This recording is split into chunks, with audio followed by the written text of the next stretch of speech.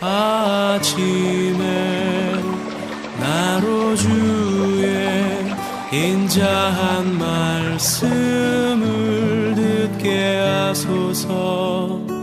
내가 성도 여러분 안녕하세요. 목요일입니다. 코로나 확진자 숫자가 줄어들지 않는, 도리어 더 많아지는 그러한 상황인데, 오늘도 하루 하나님 안에서 건강하게 우리 스스로를 잘 관리하는 그 은혜가 우리 모두 가운데 충만하기를 간절히 소망합니다. 말씀 한 국 봅니다. 베드로전서 3장 1절부터 4절까지의 말씀을 제가 봉독해 드립니다. 아내들아, 이와 같이 자기 남편에게 순종하라. 이는 혹 말씀을 순종하지 않는 자라도 말로 말미암지 않고 그 아내의 행실로 말미암아 구원을 받게 하려 함이니, 너희의 두려워하며 정결한 행실을 봄이라. 너희의 단장은 머리를 꾸미고 금을 차고 아름다운 옷을 입는 외모로 하지 말고, 오직 마음에 숨은 사람을 온유하고 안정한 심령에 썩지 아니할 것으로 하라. 이는 하나님 앞에서 값진 것이니라. 아멘. 오늘 본문을 보면 베드로는 그 박해 가운데서도 믿음 생활을 하고 있는 성도들에게 남편과 아내가 어떻게 살아야 될지, 그런 삶에 대한 부분을 이야기합니다. 근데 오늘 본문을 묵상하면서 4절 말씀에 오직 마음에 숨은 사람을 온유하게 하고 라는 이 말씀을 읽으면서 제 마음에 와 닿는 것이 있습니다. 마음에 숨은 사람을 온유하게 하고, 마음에 숨은 사람, 즉 한 사람이 살아가는데 보여지는 사람 말고 마음속에 숨어있는 또 한 사람이 있다, 그 말이에요. 보여지지 않는 내면에 있는 나의 모습, 숨겨진 모습이 있다, 그 말이에요. 마음속에 숨겨진 내 모습이, 그 사람이 어떻게 다듬어지고 무엇을 중심으로 세워지느냐에 따라서 사실은 인생이 결정돼요. 자동차는 운전하는 사람에 의해서 똑같은 자동차인데 난폭 운전이 될 수도 있고 점잖은 운전이 될 수도 있잖아요. 우리 인생이 보여지는 나지만 사실은 마음속에 숨겨진 나, 보여지지 않는 나, 그가 어떻게 나를 운전하느냐에 따라서 모습이 달라진다, 그 말이에요. 스티븐슨이라는 사람이 쓴 책이 있죠. 지킬 박사와 하이드. 지킬 박사는 유명한 과학자입니다. 많은 사람들로부터 존경을 받습니다. 그런데 밤이 되면 사람이 바뀌어요. 아주 거칠고 짐승처럼 바뀝니다. 악한 모습입니다. 낮에는 지킬 박사로 살고 밤에는 하이드로 삽니다. 여러분, 여기에 이 지킬 박사 마음속에 숨은 사람은 하이드입니다.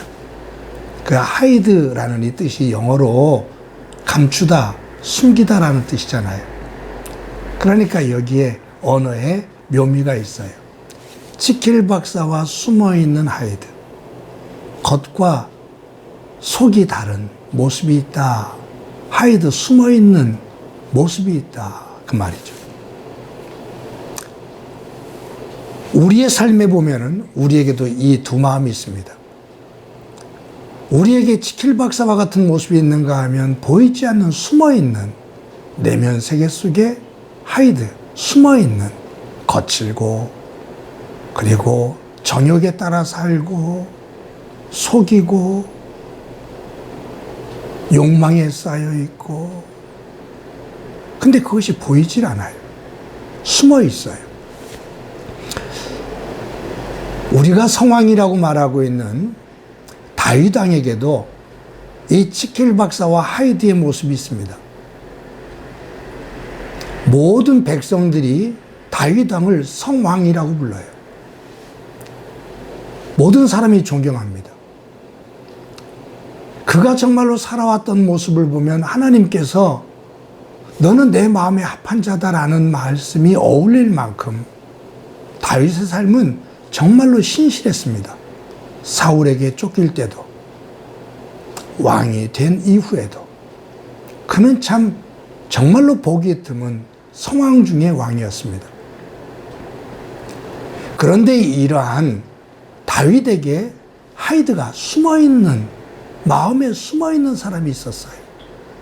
그것이 언제 드러나냐 하면 우리아의 아내 밧세바를 범할 때 드러납니다. 그렇게 충신이었던 우리아를 정말로 비참하게 죽여요. 어떻게 그렇게 비참하게 죽일 수가 있을까? 어떻게 그런 음모를 꾸밀 수가 있을까? 정말로 처참하게 죽입니다. 충신이었던 그를. 그리고 그의 아내 밧세바를 범하죠. 자기의 죄를 숨기기 위해서 우리아를 그렇게 전쟁터에서 비참하게 죽여요. 자기의 죄를 숨기기 위해서. 이것은 다윗의 마음속에 숨어있는 사람입니다. 그런데 이 다윗이 귀한 이유가 뭐냐 하면 하나님께서 선지자 나단을 통해서 다윗의 마음속에 숨어있는 그의 악한 모습을 보게 해요. 숨어있는 그 모습을 다윗이 인정을 안 했거든요. 근데 나단을 통해서 하나님께서 다윗의 마음속에 숨어있는 그의 하이드와 같은 모습을, 그 악한 모습을 그대로 보게 해요.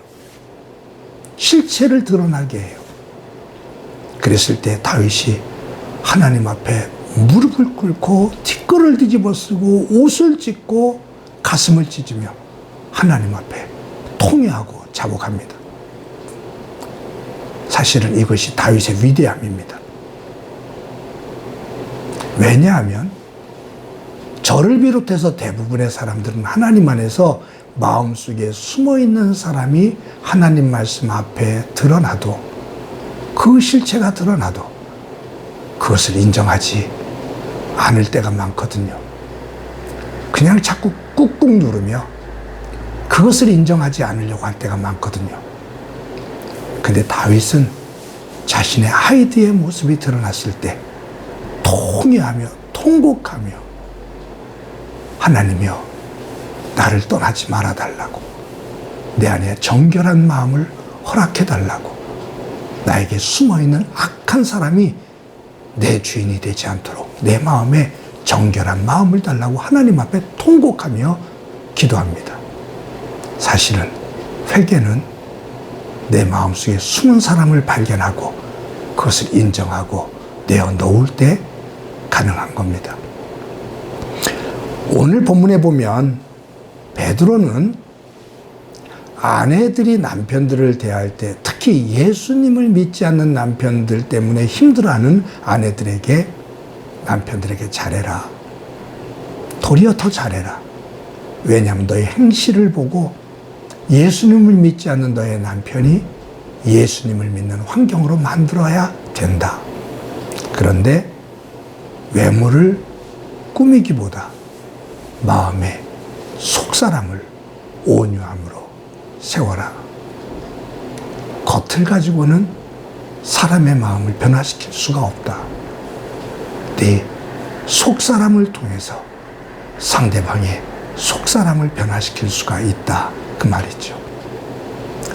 사랑하는 성도 여러분, 오늘도 힘겨운 그러한 환경 속에서 저희들 살아가지만 하나님 안에서 우리의 마음속에 숨어있는 속사람을 하나님 말씀 안에서 통찰력 있게 바라보고 숨기고 위장되기보다 그것을 끄집어내어 하나님 안에서 다듬고 하나님 안에서 정결하게 세워나가 하나님의 기쁨이 되어지는 복된 삶이 되어지기를, 오늘도 그와 같은 하루를 살기를 간절히 소망합니다. 한번 기도합니다.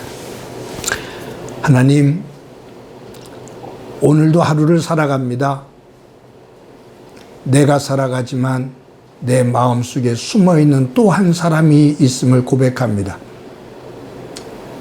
숨어있기에 드러나지 않는 악한 모습이 될 때도 있고 추한 모습이 될 때도 있고 욕망과 정욕에 휩싸여 있는 모습이 될 때도 있는데 그 속사람의 실체를 말씀 안에서 잘 발견하고 깨달아 말씀으로 다듬어 우리의 삶이 하나님의 기쁨의 자리에 설 수 있도록 은총 베풀어 주옵소서.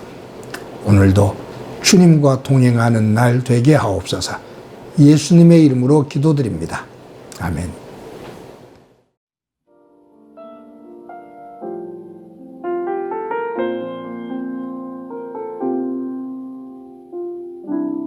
보소서 주님, 나의 마음은 선한 것 하나 없습니다. 그러나 내 모든 것 주께 드립니다. 사랑으로 안으시고 날 새롭게 하소서. 보소서 주님, 나의 마음은 선한 것 하나 없습니다. 그러나 내 모든 것 주께 드립니다. 사랑으로 안으시고 날 새롭게 하소서. 주님 마음 내게 주소서. 내 아버지 주님 마음 내게 주소서. 나를 향하신 주님의 뜻이 이루어지도록 주님 마음 내게 주소서. 내게 사랑을 가르치소서. 당신의